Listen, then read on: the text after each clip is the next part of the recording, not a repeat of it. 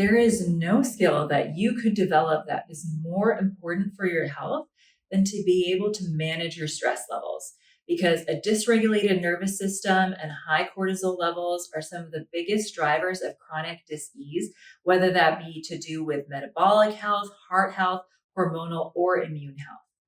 I'm Karina, and welcome to my channel where we discuss practical ways to elevate our wellness from a mind, body, soul perspective. So we've established that it's important for us to lower our stress levels, but there might be a few things that might be getting in the way. The first thing might be that we just have too many life responsibilities and it's not possible for us to slow down. And then the second obstacle might be that we just don't see ourselves as a naturally calm or chill person. And maybe we tried meditating or quieting our mind before and it just didn't work. So to address the first part, sometimes we can't control the specific circumstances that show up in our life. Sometimes we can't offload or reduce our responsibilities. And maybe that's not even the goal necessarily. Maybe those challenges and responsibilities are actually part of our personal growth path. But we can control how we show up for those responsibilities by showing up for them in a more grounded and centered way.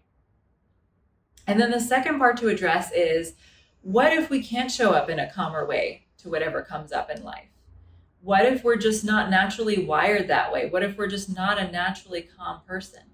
We may even see ourselves as a so-called type A personality. That might be an identity that we've attached ourselves to. And the really interesting thing is that we don't have to be a naturally calm person or even close to that ideal of some sage sitting and meditating upon a hill in order to find peace and calm in our lives.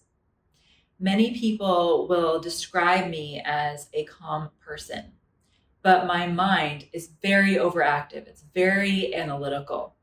And there will always be some sort of complex story that my mind is spinning. It has a very vivid imagination. There's always a story or some ruminating thought pattern that's on replay. But the reason people may see me as calm is because I see that monkey mind as just a part of me. It's not my identity.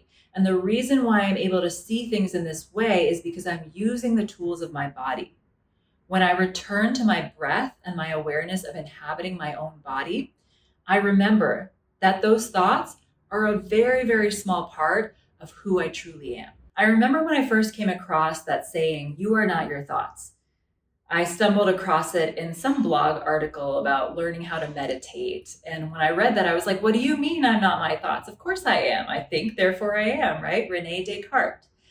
But I was saying that because I had not yet experienced what it was like to feel the presence behind the thoughts. And to get to that place, you don't actually need to have a formal meditation practice. There are some simple body-based tools that you can use to help you to realize that the thoughts that are moving through your mind are not who you truly are. The first practice is to bring our awareness back to the breath and to exhale fully. Our diaphragm is this wonderful muscle that assists with our breathing, but most of us don't use it very much. Most people are using only 10% of the diaphragm's full range of motion, meaning that they're stuck at an inhale with their ribs flared and their stomach slightly pooched out like this. This is one of the most common postural patterns that many of us have. So we want to open up to a fuller range of motion by exhaling completely and fully. And this is different from box breathing because we're not just slowing down the breath, we're actually trying to make our exhales slightly longer than our inhales. So we'll inhale for, say, 4 slow counts, like standard box breathing, but then we'll exhale for 6, 7, or even 8 slow counts. And you can place a hand on your abdomen, and as you exhale, you'll feel the rib cage come together and the navel draw in, and that's how you know that you've exhaled fully. This is a practice that I do every morning when I wake up because it's just such an ingrained pattern for so many of us to stay stuck in that inhale. And then once you've completed that full exhale, notice how you feel emotionally. And oftentimes what people will discover is that that highly excitable, high-strung person that they thought they were is not actually the full story. Because when they finally allow themselves to complete their exhale, they feel so much more grounded and calm and centered. And then the second practice is going to help us to be in our own presence. So you'll take your hand out about arm's length away, just allowing the fingertips to be relaxed, and spend a few moments just looking at your fingertips, noticing every little detail, every minute thing about your hand and your fingers. And then start to take your gaze away, just gazing vacantly, staring out into space. And just stay there for a few moments, and then lower your hand down.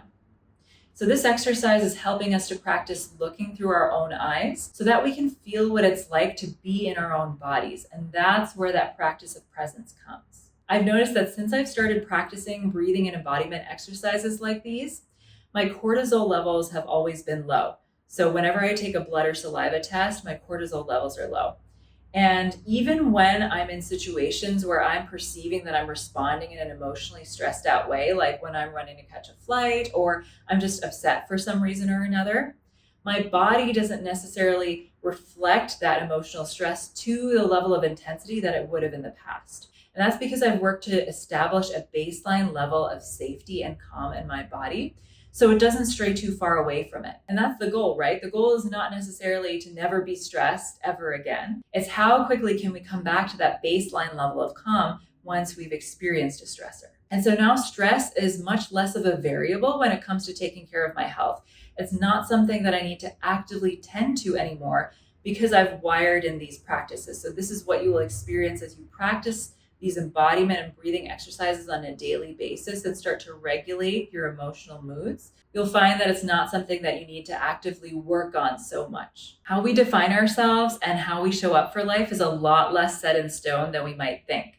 And it can be a lot easier to maintain calm no matter what is happening around us when we use the tools of our body to practice being more present.